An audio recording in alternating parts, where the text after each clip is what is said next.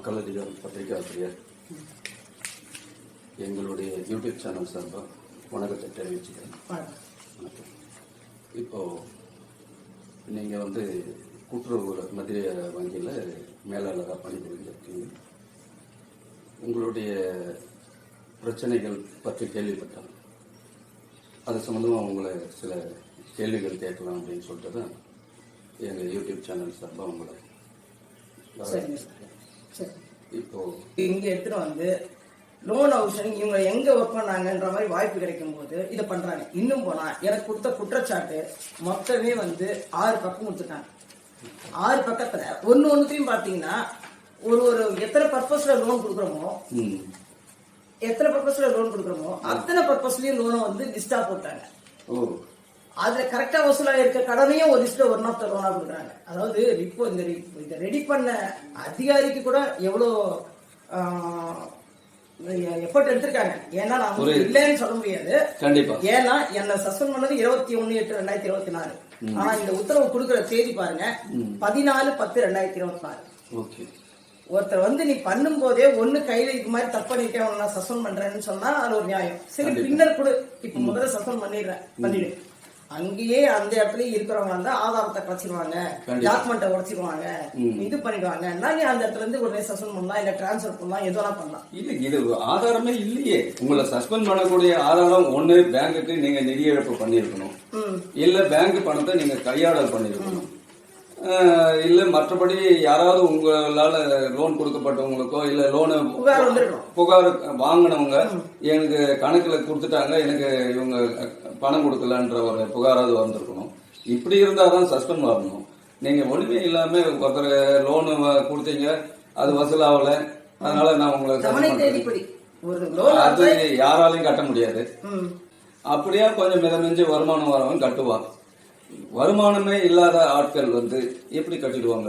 அவங்க தவணை மீறி தான் கட்டுவாங்க. அதாவது இவங்க என்ன சொல்ல வராங்க, ஒண்ணுமே மாதாந்திர தவணை காலம் முடிவடைந்த பின்னரும் வசூலிக்கப்படலாம். மாதாந்திர தவணை காலம் முடிஞ்சிருச்சா, ஆனா ஒன்னும் வசூலாகலையா? இது வசூலாகாம சட்டப்பூர்வ நடவடிக்கை எடுக்காம நான் ஒண்ணு சொல்லிக்கிறேன் சார். தயவு செய்து இது நீங்க கேக்குறீங்க, நான் சொல்றேன். ஆனா இது உண்மையே வங்கி ஊழியர்கள் தமிழ்நாட்டில் இருக்க அத்தனை வங்கி ஊழியர்கள் தெரிஞ்சுக்க வேண்டியது. ஆனா ஒரு வங்கிலையும் இந்த மாதிரி நீங்க லோன் கொடுத்துட்டா அதுக்கான சட்டப்பூர்வ நடவடிக்கை எடுக்கணும். 2வது காலாவதி ஆகாம பார்த்து கொள்ள வேண்டியது ஒரு வங்கி ஊழியர்களும் கடமை. ஆனா அந்த காலாவதியான கடனை நான் கொடுத்த பேங்க்ல ஒண்ணு கூட இல்ல. நான் இருந்தப்போ எனக்கு அப்புறம் ஒரு அம்மா அந்த இடத்துல இருந்தவங்க சஸ்பெண்ட் பண்ணிட்டாங்க, 2 பேரை பண்ணிட்டாங்க. அந்த அம்மா இந்த பீரியட்லயும் காலாவதி கடன் ஆகல. காலாவதி ஆனாலும் உங்களுக்கு என்ன காலாவதி ஆயிட்டா அதுக்கு பேங்க் ஸ்டாஃப் என்ன பண்ண முடியும்? அப்படி இல்ல சார், காலாவதி ஆகாம பாத்துக்க வேண்டியது வங்கி பணியாளரோட கடமை. அது செஞ்சு அது இருந்து நிறைய இருக்குங்க உங்க பேங்க்ல, உங்க கிளையில காலாவதி ஆகி விட்டுட்டு. காலாவதினா எப்படின்னா சார், அந்த பாண்ட் கொடுக்குறாங்க, கடன் பத்திரம் ஒண்ணு கொடுக்கறது லேப்ஸ் ஆயிடும். 3 வருஷம் தான் அதுக்கு வேல்யூ. கடன் பத்திரமே என்கிட்ட இல்ல அப்படின்னா அவங்க மேல சட்டப்பூர்வ நடவடிக்கை எடுக்க முடியாது.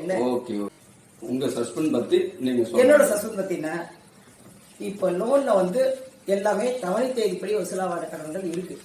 அது பின்னாடி வசூல் பண்ண சொல்லுங்க. சரி, அப்படி நீங்க சொல்றீங்க, என்ன சஸ்பெண்ட் பண்றீங்க, கால் பண்றதுலன்றத நான் எப்படி ஊர்ஜிதப்படுத்துறேன் அப்படின்னா 52 கிளை நான் என்ன 21/8 சஸ்பெண்ட் பண்ணிட்டாங்க. அந்த மந்த் எண்ட் இருக்க 31/8 என் கையில பிகர்ஸ் தரம் பாருங்க. ஓவரால் லோனையும் மொத்தம் 1,20,000 பேருக்கு லோன் கடவாளி போயிருக்காங்க.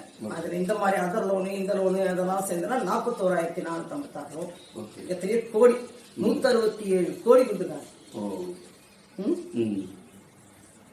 1,674 கோடி கொடுத்தது. அந்த சொசைட்டிங்க கொடுத்ததெல்லாம் போக சாதாரண எங்களுக்கு சிம்பிள் பிரான்ச் நான் இருந்தது, அந்த மாதிரி பிரான்ச்சிங்ல கொடுத்தது இப்போ ஒரு 50 கோடிக்கு நிலுவை நிற்குது. இதுல சார் டியூ டேட் முடிஞ்சிச்சு பாத்தீங்களா? டியூ டேட்டே முடிஞ்ச கடன் 8,350 இருக்கு. சட்டப்பூர்வ நடவடிக்கை இந்த 8,350ல 2,455 தான் சட்டப்பூர்வ நடவடிக்கை எடுத்திருக்கு. எதுவுமே எடுக்கல. அந்த 52 பிரான்ச் மேனேஜரையும் என்ன பண்ண 52 மேனேஜரையும் சஸ்பெண்ட் பண்ணிருக்கோம். ஆனா நீங்க இந்த 8,300க்கும் 2,455க்கும் இடையே இருக்கிற இந்த நம்பருக்கான லிஸ்ட் என்கிட்ட இருக்கு, கிளை வாரியாக இருக்கு. ஓகே. அதை கொடுக்குறேன். ம். இந்த ஏகே சிவமலர் மேலாண்மை இயக்குனர் பொறுப்பெடுக்கிறாரா? ம். சரி. அவங்கள பண்ணாத நீங்க தவணை தேதிப்படி கட்டாத ஆளு லிஸ்ட வச்சுட்டு என்ன சஸ்பெண்ட் பண்ணா? ம். அப்ப இது வந்து காழ்ப்புணர்ச்சி பேர்ல தான் காழ்ப்புணர்ச்சி பேர்ல தான் பண்ணிருக்காங்கன்றதுக்கான ஆதாரத்தை கையில் வச்சிருக்கேன். ஓகே. இந்த ஒண்ணு சார். தவணை கலந்து டைம் பாடு பத்தி நான் சொல்லிட்டேன் உங்களுக்கு. ஒரு பத்திரத்துக்கான ஆயுசு முடிஞ்சு போகுது. ஓகே. நீங்க ₹1 செல்லு வச்சுட்டீங்கன்னா அந்த ஆயுசு அந்த பத்திரம் புதுப்பிச்சிடும். ஓ. அப்ப அடுத்த 3 வருஷத்துக்கு அதுக்கு டைம் இருக்கும். எல்லாத்தையும் டிகிரி பண்ணிட்டோம்னா மக்கள் மேல வட்டி சுமை ஏறிடும். கண்டிப்பா. அதனால நான் என்ன சொல்றேன்னா, அந்த டைம் பாடு லோன்ன்றது வங்கியில 1124 இருக்கு.